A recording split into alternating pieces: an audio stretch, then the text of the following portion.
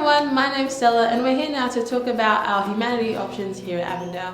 So do you just want to introduce yourself and talk about your role here at Avondale?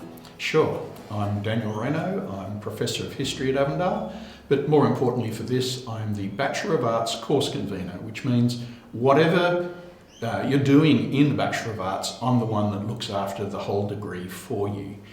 The Bachelor of Arts has got a number of specialty areas, such as music, counselling, etc. But today we're talking specifically about English, history and visual arts in the Bachelor of Arts. Awesome, thanks so much for being here, Daniel. So what kind of person do you think would enjoy studying humanities? Well, humanities, the name says it all. We're interested in the human world. So human activity of all kinds, so English, creative writing, literature, history. Where have we come from? Why is the world like it is today?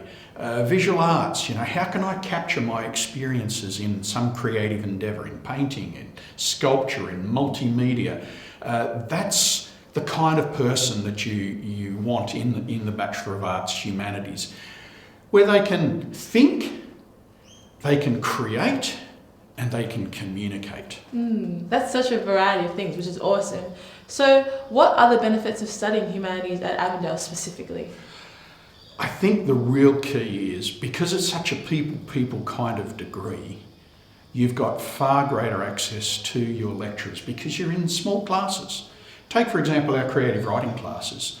Some of our specialists, they're poets and writers, in their own right. They want to teach at Avondale, not at the big unis, because with a small class you can interact with everybody.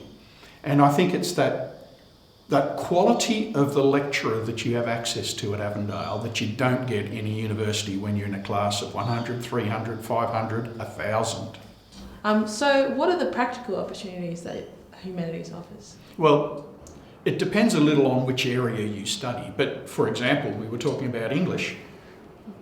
Publishing your own poems and stories and publishing them in the real world. In history, for example, well, we can't go out and make history necessarily, but we have innovative ways of communicating it, of dealing with it, such as the wargaming, and you can see the table behind me there. We don't lecture on the wars, we actually play them out in tabletop games. If you're visual arts, you're making creative endeavours that'll be exhibited. If it's filmmaking, you'll actually make a little movie. So we really aim on real-world practical experience. So with so many practical opportunities, how does this lead into the career options? Now that's interesting because a lot of people aren't sure what kind of work you can do with a Bachelor of Arts. Well, I think of the other degrees as this because it's leading to a career. The Bachelor of Arts is the open door. So any employer who wants someone who can think, who can relate to other people and who can communicate, that's interesting. So business, for example, middle management, they want people who've got research skills, who can write it up in effective ways. Some of our graduates work in radio and television as presenters and writers. I know one of our arts graduates designs children's toys. What a great career. Historians working in archives. There are so many possibilities, I don't have time to explore them all.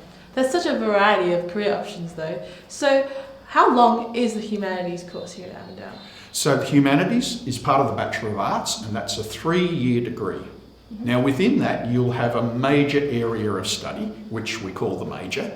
And we're talking about English, history and visual arts at the moment, but you could choose music or counselling or many of the other areas that we have.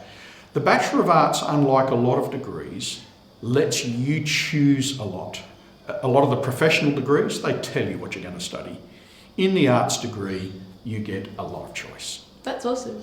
So for anyone that's watching and has found an interest in studying humanities, what now do they need to do to get in? So if you're in high school, you need an ATAR from your HSC of 60 to 63. Now I know you're not aiming for the bottom, you're aiming for much higher than that, but that's the minimum. But there are alternative pathways. There's mature age entry, there's entry through having studied other kinds of things. please contact our Inquiry Centre and they'll be able to help you with the entry requirements for the Bachelor of Arts, specifically in Humanities. Awesome. Thanks so much for your time, Daniel. And for anyone that's interested in studying humanities, please reach out to us and we hope to see you soon.